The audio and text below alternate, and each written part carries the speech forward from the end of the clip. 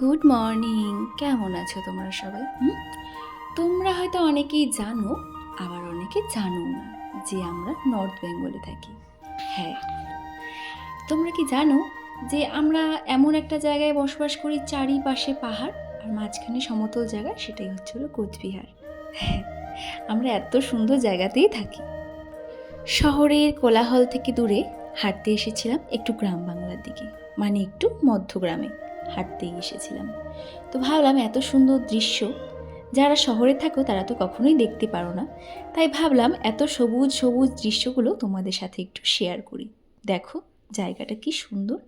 আর দূরে যেসব দেখতে পাচ্ছ, ফোনে হয়তো বা অতটা ফোকাস নিতে পারিনি কারণ একটু ফগি ওয়েদার ছিল, না হলে তোমাদের পাহাড়ও আমি দেখাতাম। আশপাশ দিয়ে যতগুলো দেখছো গাছের পাশ দিয়ে, সেগুলো কিন্তু সব পাহাড়ি। অনেকটা দূর হেঁটে চলে এসেছি এই গ্রামের একদম ভেতরে।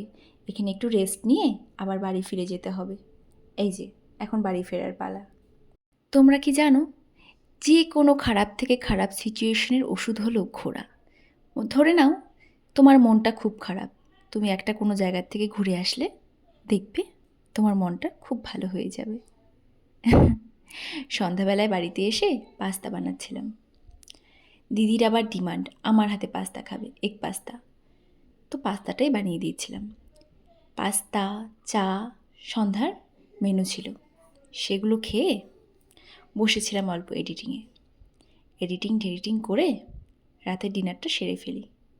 ফেলার পর তোমরা কি জানো যে আমি কেক খেতে খুব ভালোবাসি। জন্মদিন হোক চাই না হোক, আমাদের বাড়িতে মাঝে মাঝেই গোটা গোটা কেক নিয়ে আসি। আমি এত ভালোবাসি কেক খেতে।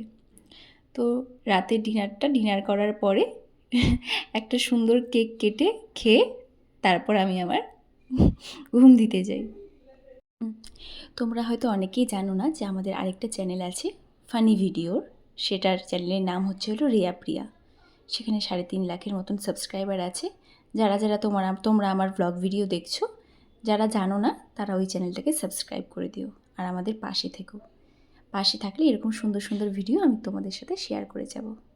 সবাই ভালো থেকো, সুস্থ থেকো। Tata, good night. আবার দেখা হবে কালকে নতুন কোনো একটি ব্লগের সাথে। Bye bye.